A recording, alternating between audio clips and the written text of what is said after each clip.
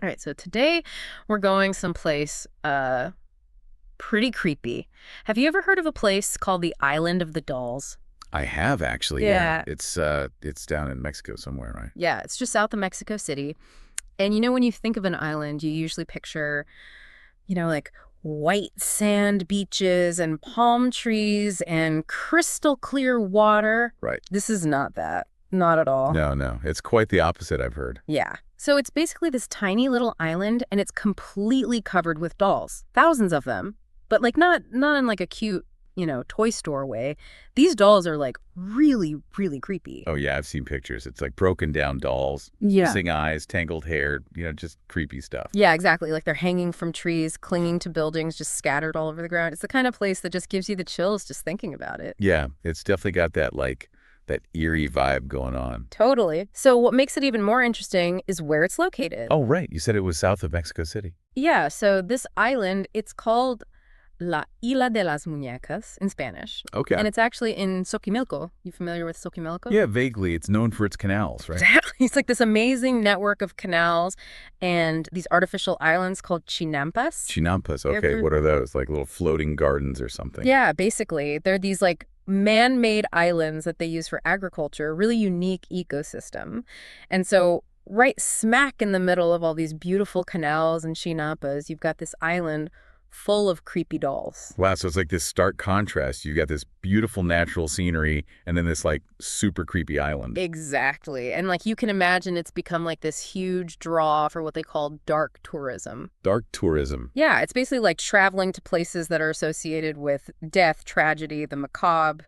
Okay, yeah. Like haunted places and stuff. So people are drawn to this island because of its creepiness, but is there more to it than that? Oh, yeah, for sure.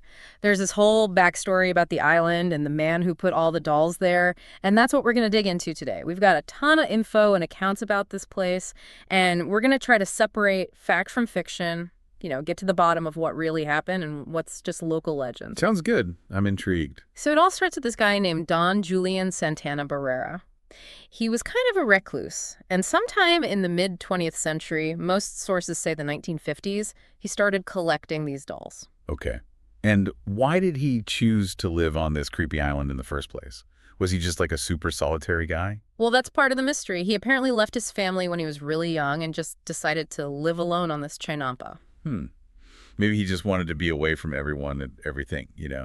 Like a true hermit. Yeah, could be. But there are also some stories that hint at like deeper psychological reasons behind his decision. Interesting. So what actually started this whole doll obsession? So this is where the legend really kicks in. The story goes that Don Julian found the body of a young girl who had drowned in one of the canals. Oh, wow. That's tragic. Yeah. Now, the details get a bit murky here. Some accounts say he actually saw her drown and couldn't save her, which would be incredibly traumatic. Yeah.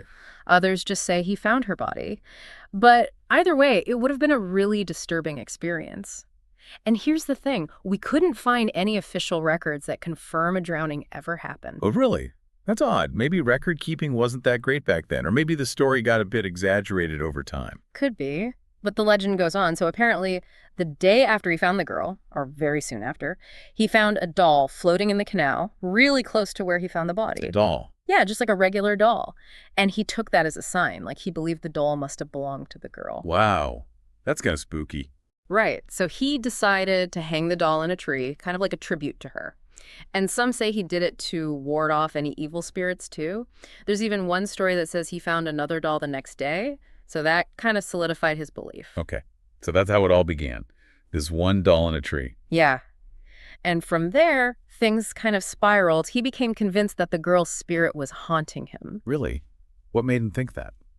Well, people who knew him said he would talk about seeing shadows, hearing cries. Even his crops started failing. He just felt like something was wrong. And he thought the dolls would help. Yeah, he thought they would appease her spirit and protect him, so he started collecting them like crazy.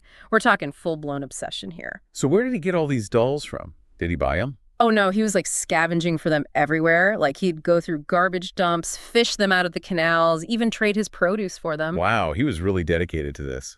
Absolutely. And here's another creepy detail. He didn't just collect any dolls. A tour guide who knew him for like 17 years said he mostly collected ugly dolls, old dolls, burnt dolls, mutilated or deformed ones. Seriously, so not like cute, pristine dolls. Yeah. He wanted the creepy ones. Yeah, the more messed up, the better, it seemed. That's so weird. And get this, he collected over 4,000 dolls. That's how obsessed he was. It actually got the island a spot in the Guinness Book of World Records as the largest collection of haunted dolls. No way. Mm. So this guy's living on this isolated island, no electricity, no running water, surrounded by thousands of creepy dolls. That's a picture. It's a seriously creepy image. And that brings us to the actual hauntings, the stuff that draws people to this island even today. Right, so is it actually haunted? Well, that's the big question. The main legends revolve around the spirit of the drowned girl, and after he died, Don Julian's spirit as well. So people believe they're both still there. Yeah. And visitors tell all sorts of crazy stories. They say the dolls move their heads and arms, their eyes open and close. They even whisper. Whoa. Okay, that's a bit much. Do you think any of that could be explained naturally? Like, I mean, the dolls are old and probably falling apart. Yeah, for sure. Like if they're hanging by wires, even a little wind could make them move. And the whole atmosphere of the island probably makes people more likely to see things that aren't really there. Right. Like your mind is already primed for creepiness. But what about those specific stories about certain dolls? I heard there was one called Agustina. Yeah, Agustina. She was apparently Don Julian's favorite, and he kept her in his hut where he slept. Oh, wow. So she's like the queen of the dolls. Pretty much. And the locals believe she's like a protector, that she can perform miracles. Some even say she moves around at night. Really? Yeah. People leave offerings for her, hoping for good luck or protection. And the first doll Don Julian ever collected is also kept in that hut. So it's like this little shrine almost. That's fascinating. So you've got all these creepy dolls, but then this one is seen as good. Exactly. It's kind of a weird mix. And there's another story about a doll from Spain that's supposed to be possessed. Oh, great. A possessed doll. Just what we need. It adds another layer to the whole haunting thing, you know? Like maybe the dolls themselves can attract spirits or something. And when you think about the history of the area, it gets even more interesting. Oh, yeah. What about it? Well, the Aztecs built those canals centuries ago, and they were known for performing human sacrifices nearby. Whoa. So maybe there are ancient spirits there, too. It's possible. It makes you wonder what kind of energy is trapped in that place. Some boat drivers even refuse to take tourists to the island because of superstitions. Really? They're that scared of it. Apparently. And a lot of visitors, even if they don't believe in ghosts, say they feel uneasy there. They hear footsteps, feel like they're being touched, even have bad dreams after they leave. Especially if they didn't leave an offering for the dolls. It's like you have to show respect to the spirits, or else. Yeah, that's the local belief anyway. So Don Julian lived on this island with his dolls for decades. But then in 2001, things took a really strange turn. He died. And the way he died is kind of chilling when you think about the whole drowned girl legend. How did he die? He was fishing with his nephew, and he started singing really intensely. He said he could hear mermaids calling him from the water. Mermaids. Yeah. Then his nephew left him alone for a bit, and when he came back, Don Julian was dead, face down in the canal. Oh, my God. And guess what? It was in the same spot where the girl supposedly drowned. No way. You're kidding. Nope. Officially, they said it was a heart attack, but it's just too creepy to ignore the connection. That's insane. It's like the island claimed him in the end. Exactly. So after he died, his family decided to open the island to the public. And that's what it is today, a tourist attraction. Wow. So people can actually go there. Yeah, they can visit the island, see all the dolls. There's even a little museum about Don Julian and the drowned girl. There are 3 little huts that were his, and they even have a bar. A bar. On the island of the dolls. What do they serve, Daltinis? Very funny. But actually, I heard a rumor that they serve drinks in doll heads. What? No way. That's too much. Yeah, I don't know if it's true or not, but it would definitely fit the theme. For sure.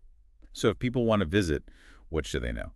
Well, be careful because there are fake doll islands popping up trying to scam tourists. Make sure you're going to the real one. Good advice. And be prepared. It's definitely dark tourism, so it's not for everyone. You can even camp overnight there if you're brave enough. Camp there. No thanks. I'm good. Yeah, the locals say it's pretty intense. They say the dolls move around and you can hear spirits. That's a hard pass for me. I'm not sure I even believe in ghosts, but I wouldn't risk it.